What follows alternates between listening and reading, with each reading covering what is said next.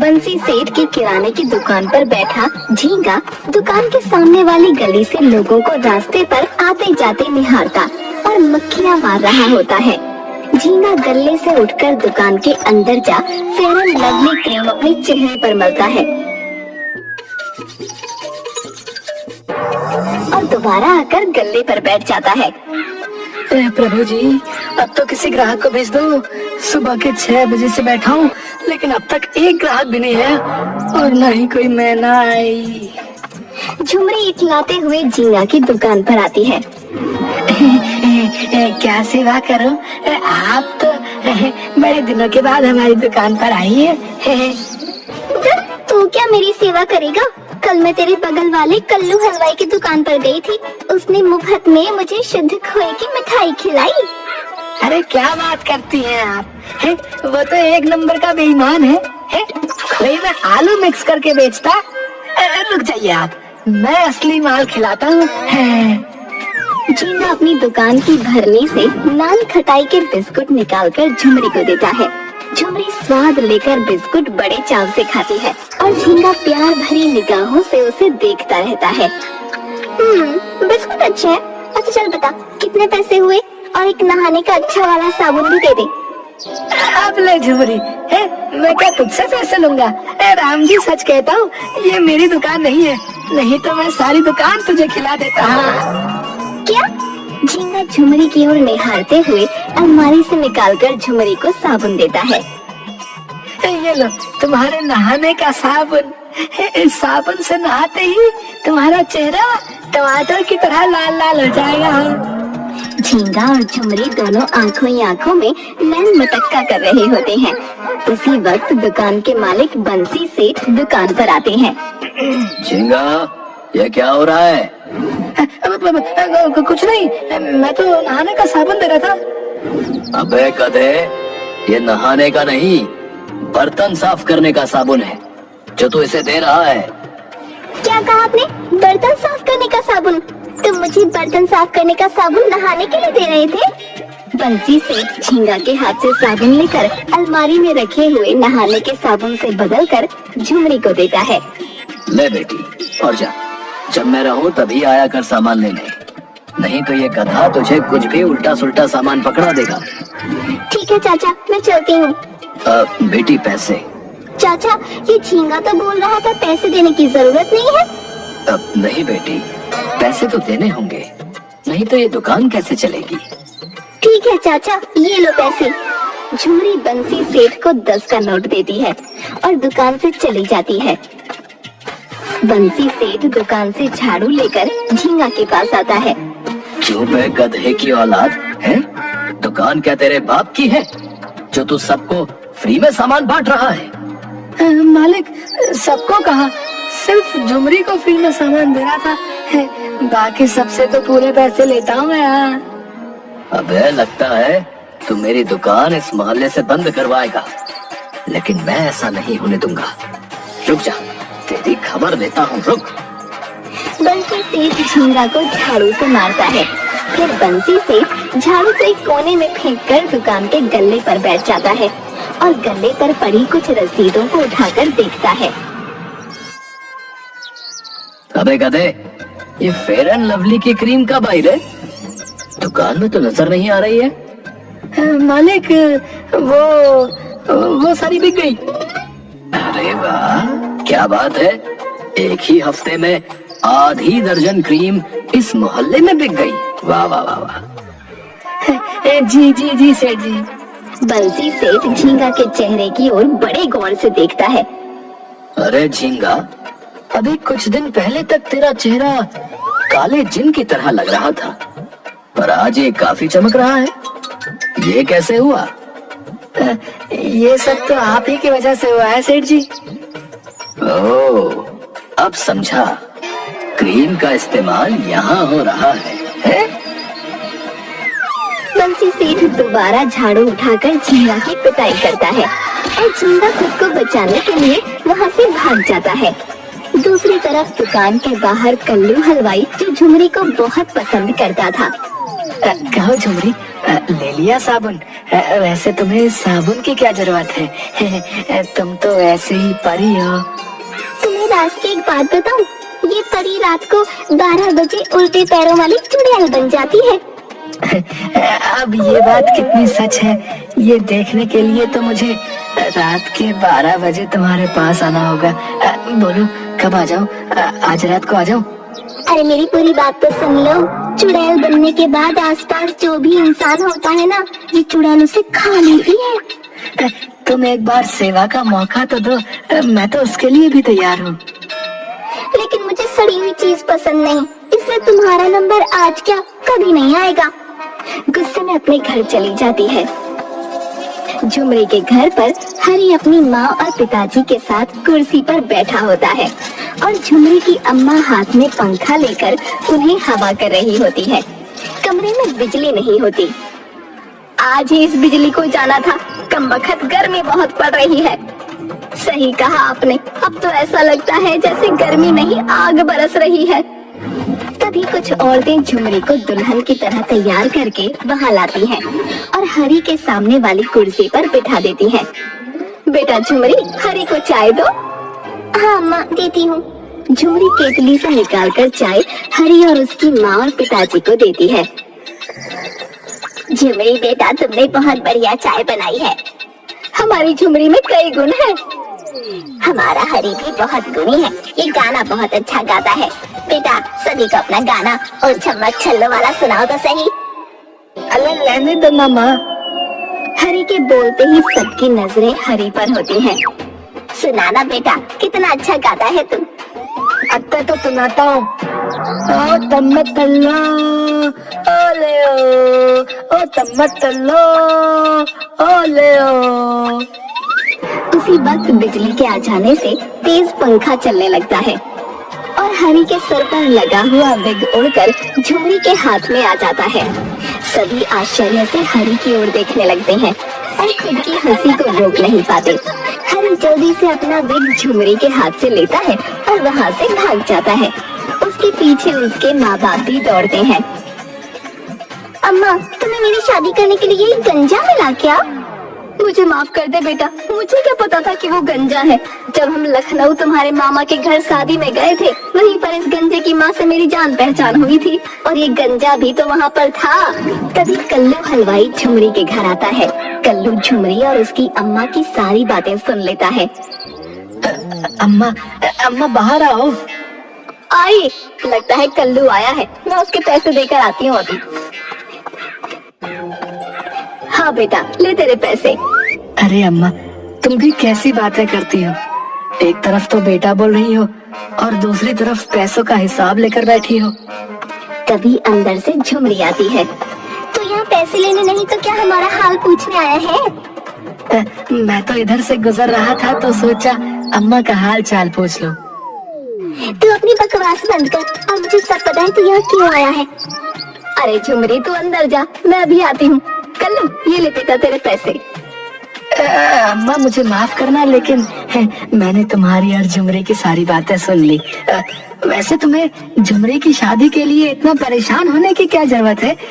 अपने यहाँ भी तो कितने अच्छे अच्छे लड़के हैं और फिर झुमरी तो देखने और सुनने में भी अच्छी है।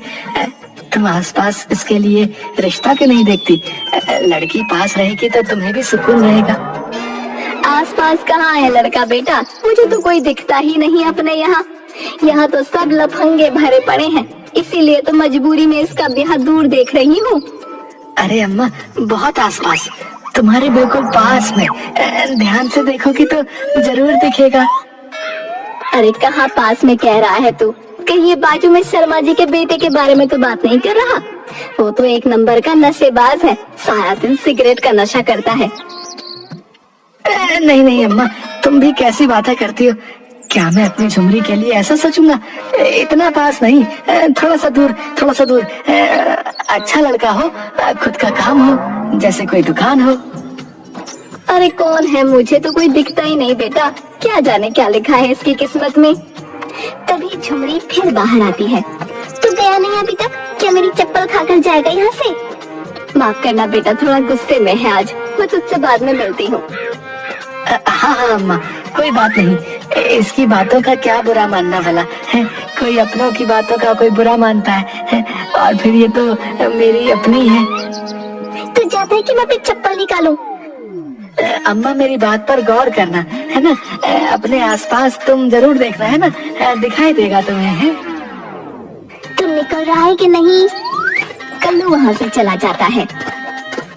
अरे तू क्यों उसको ऐसे गालियाँ देती है? कितना भला तो है बेचारा, आते जाते खैर खबर लेता है। आजकल के जमाने में कौन किसको पूछता है। अम्मा तू बहुत भोली है, इनकी बातों को नहीं समझती। हाँ तू तो बड़ी समझदार है, चला बैठ मेरे पास।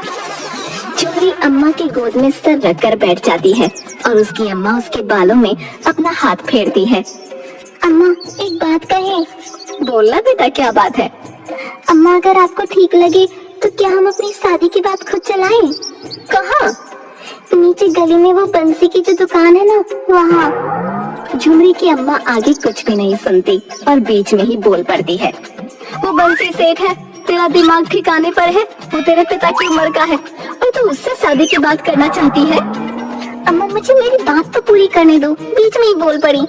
मैं उस मोटे बंसी सेठ की बात नहीं कर रही, बल्कि उसकी दुकान पर काम करने वाले झींगा के बारे में बात कर रही हूँ। वो काला कलूटा झींगा? तेरी मत मारी गई है। तू कहाँ हूर जैसी और वो कहाँ काला शैतान। और तो और तेरे बाबा तुझे जान से मार देंगे। झुमरी की अम्मा गुस्से में बाहर चली जाती है। तभी झुमरी के मोबाइल पर झींगा का फोन आता है। झुमरी फोन उठाती है। कैसी है आप?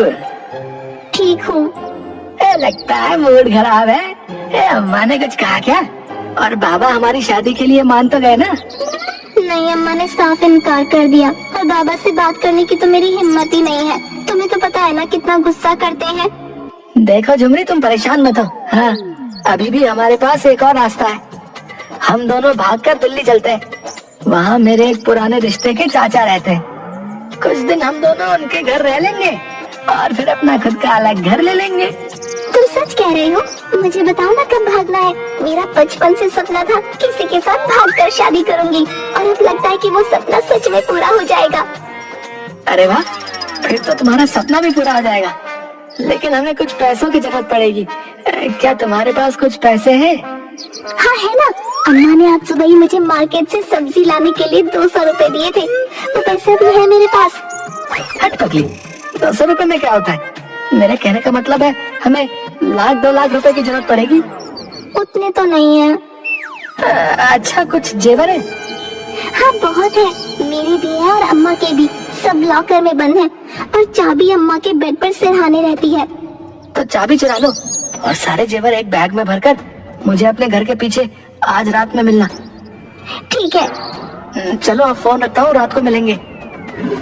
रात के अंधेरे में झुमरी अपनी अम्मा और बाबा के कमरे में जाती है। अपनी अम्मा के तकिए के नीचे से चाबी लेकर तिजोरी से सारे जेवर बैग में भर के फिर कमरे से बाहर आ जाती है।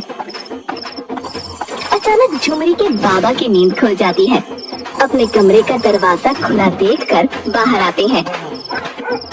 अंधेरे में झींगा कंबल ओढ़ झुमरी के घर के पास आता है। झुमरी के बाबा कमरे की खिड़की से बाहर देखते हैं और उनकी नजर गली में झींगा पर पड़ती है। वो घर के नीचे आते हैं, लेकिन उन्हें वहाँ कोई नहीं मिलता क्योंकि झींगा और झुमरी दोनों घर के पीछे चले जाते हैं। कि क्या चोरों की तरह आए हो? तो क्या झुमरीन खान बन के आता है? लगता है तेरे अब्बा ने मुझे देख लिया है। जल्दी यहाँ से निकलना होगा। ला, जल्दी से ये जेवरों का थैला मुझे दे दे। नहीं, चलो पहले यहाँ से भागते हैं, फिर मैं तुम्हें आगे चलकर ये थैला दे दूंगी। अरे जितना कह रहा हूँ उतना कर। हाँ। तुम ये कैसी बातें कर रहे हो? झींगा अपनी जेब से चाकू निकालकर झुमरी की गर्दन पर रख देता है। चल अब जल्दी से ये जेवरों का थैला मुझे दे दे, वरना ये चाकू तेरी गर्दन पर चल जाएगा और तू यहीं पर ढेर हो जाएगी। हे भगवान, तुम ये क्या कर रहे हो? मैंने तुम पर विश्वास किया था और तुम मुझे धोखा दे रहे थे। तुम्हें तो नरक में भी जगह नहीं मिलेगी। झुमरू जबरन झींगा के हाथ से चाकू छीन लेती है और झींगा के पिछवाड़े दम पर चाकू घोंप देती है। उसी वक्त गली की सारी लाइटें जल जाती हैं। चारों ओर से लोग झींगा को घेर कर झींगा की खूब पिटाई करते हैं। झुमरी के एक हाथ में थैला होता है और दूसरे हाथ में चाकू। लोग झींगा को अधमरा छोड़कर धीरे धीरे झुमरी के पास आते हैं। वाह बेटी, आज तो हाथ की सफाई अच्छी हो गई। हाँ, हाथ की सफाई? हाँ, तुमने कमाल कर दिया, एक चोर को मार गिराया। हाँ, कई महीनों से इस मोहल्ले में चोरियां हो रही थी, लेकिन कोई इस चोर को पकड़ नहीं पाया। आज झुमरी की वजह से ये हमारे कब्जे में है। झुमरी के बाबा भी वहाँ आ जाते हैं और झुमरी को अपने गले से लगा लेते हैं और कहते हैं, बेटी हो तो ऐसी। बेटा, मैंने हमेशा तुम्हारे साथ सख्त व्यवहार किया, लेकिन मैं तुमसे सच में बहुत प्यार करता हूँ। झुमरी कुछ भी नहीं बोलती और अपने बाबा के गले से जोर से लिपट जाती है। वो हमेशा से अपने बाबा के गले इसी तरह लिपटना चाहती थी, लेकिन उनका सख्त व्यवहार उसे हमेशा उनसे दूर ही रखता था। दूसरे दिन झुमरी कल्लू हलवाई की दुकान पर जाती है। मुझे माफ कर दो कल्लू, मैंने तुम्हें गलत समझा। कोई बात नहीं, मैं हमेशा से तुम्हें उस दुष्ट झींगा से बचाना चाहता था, क्योंकि मैं उसकी फितरत को अच्छी तरह से जानता था। तुम्हें बताना भी चाहा, लेकिन तुम उससे सच्चा प्यार करती थी। अगर मैं तुम्हें कुछ भी बताता तो तुम्हें मुझ पर यकीन नहीं होता। तुम सच कह रहे हो कल्लू, झींगा के प्यार में मैं अंधी हो चुकी थी, जबकि वो तो सिर्फ मेरे पैसों से प्यार करता था, मुझसे नहीं। अगर कल रात अम्मा के जेवर चुरा लिए होते और झींगा के साथ भाग गई होती तो आज मेरी हालत क्या ही होती। मैं झींगा की नीयत जानता था और मुझ पर विश्वास करने के लिए तुम्हारा बहुत बहुत शुक्रिया। शुक्रिया तो तुम्हारा, मैं तुम्हारा एहसान जिंदगी भर नहीं भूलूंगी। ये सब छोड़ो, आगे तुमने क्या सोचा है? कुछ नहीं, जहाँ अम्मा बाबा चाहेंगे मैं वहीं शादी करूंगी। बस झुमरी, मेरी एक बात हमेशा याद रखना कि चाहे जो भी हो जाए, कभी किसी को ये मत बताना कि तुम झींगा के साथ भागने वाली थी। अगर मैंने ये बात छुपाई तो पूरी जिंदगी इस बात का अफसोस होगा कि मैं अपने अम्मा बाबा से झूठ बोल रही हूँ। लेकिन इस बात की खुशी तुम्हें ज्यादा होनी चाहिए कि तुम अपने बाबा के गले लगी, जो तुम हमेशा से चाहती थी। तुम्हें कैसे पता? ये सब छोड़ दो कि मुझे कैसे पता। बस आज तुम्हें जो खुशी मिली है उसे पूरी जिंदगी संभाल कर रखना, और हमेशा याद रखना कि कभी कभी एक छोटा सा झूठ हमारी पूरी दुनिया बसा भी सकता है।